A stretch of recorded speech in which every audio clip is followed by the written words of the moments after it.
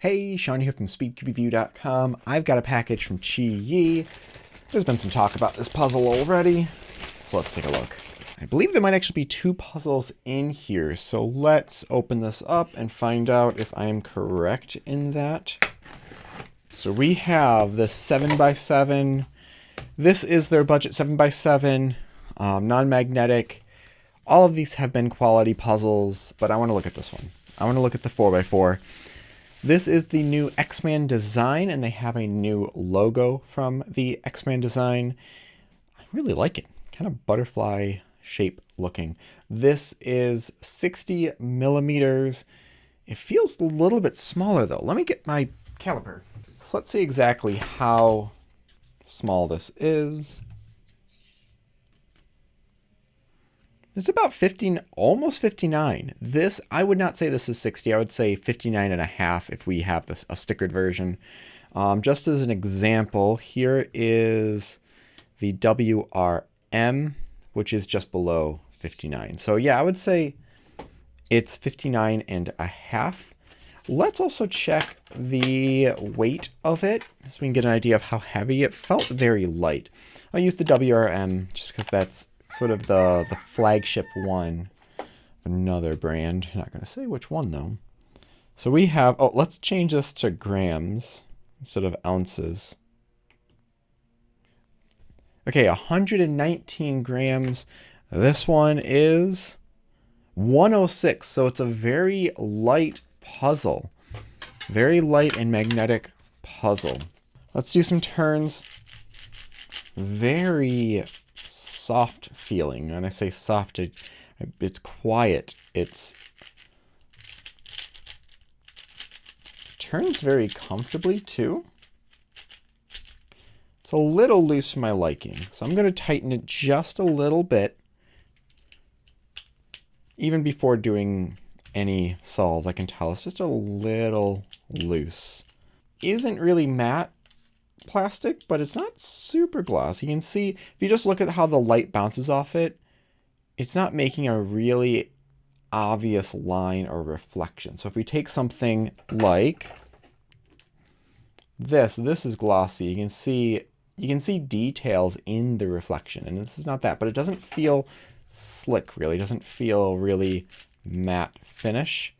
Okay, that's a little bit better. It might be too tight now, but often out of the box, things will loosen a little bit.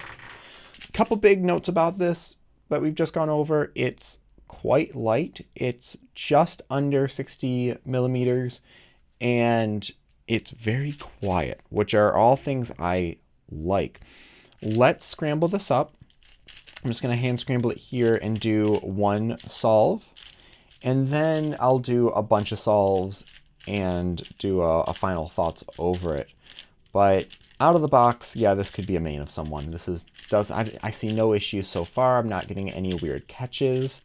The catches I have gotten are just from inaccuracies. It's a nice speed out of the box too. Is this even lubricated? It might be, but it feels lubricated, even though if it is, it's a very small amount. I'm gonna also back this camera up. That way I can just look at the puzzle and not worry about looking behind the screen. A little more scrambling. And since I do Hoyer method, I'm going to put some things in the video so you can follow along in the solve. Well, this will actually be kind of nice here. Oh, never mind. Something I planned out didn't quite work.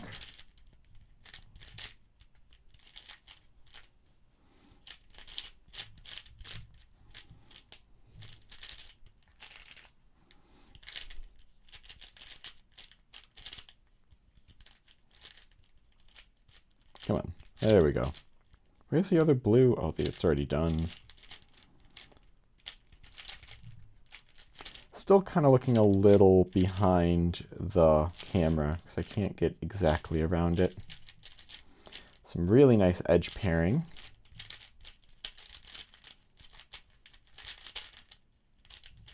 And I am pairing up with the wrong F2L pair. How do I do that? That's just weird.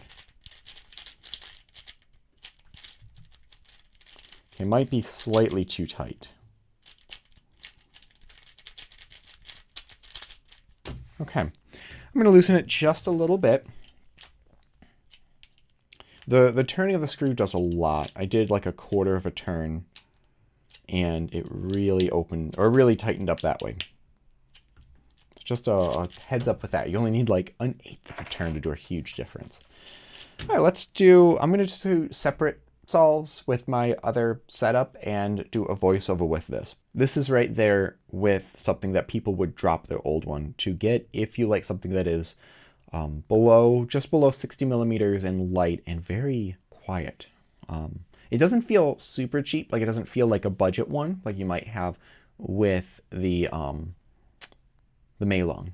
So it doesn't feel super cheap like that. It just feels light and solid. So anyways, enough waffling. I'll get to the solves. Okay, so I have spent a long time, many hours solving with this 4x4. And first, I just overall saying it's a really enjoyable 4x4 to solve. It might not be something that everyone will enjoy, but a lot of people might, and this could be a record breaker for sure. If I was to describe it, it would be kind of a mix between the Moryu WRM and Moryu GT-S2, and which is a really good thing, that it's a little bit more flexible of pieces while having a smaller size. With that said, the springs are a bit strong, which is often the standard for QiYi. I often find their puzzles have really strong springs, which give it a really stable feeling. Now, in the past few years, people have gotten really used to lighter springs and really flexible feeling. So this is something that some people are not used to, and I definitely added some lunar lubrication to it just to give it that lighter turning and not feel so tight. Similar with the Valk, I think some people might like doing a spring compression with this.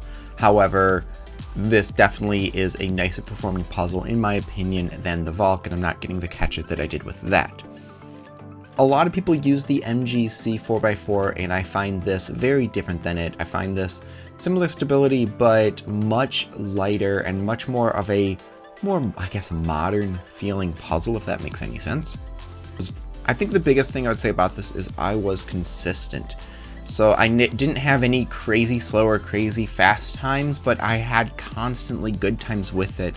And I don't know if I would use this over other puzzles, but it definitely is something that I could use at a competition and feel like it's not holding me back at all. It's a really good 4x4, and if you're looking for a top-of-the-line 4x4, this one is a perfect choice for anyone getting into it, and especially someone who likes smaller but stable feeling 4x4s. So thank you very much for watching. Thank you QiYi for sending this out. It should be out very soon, so check any links in the description. And if you go to speedcubeshop.com, use discount code SCR to save at checkout.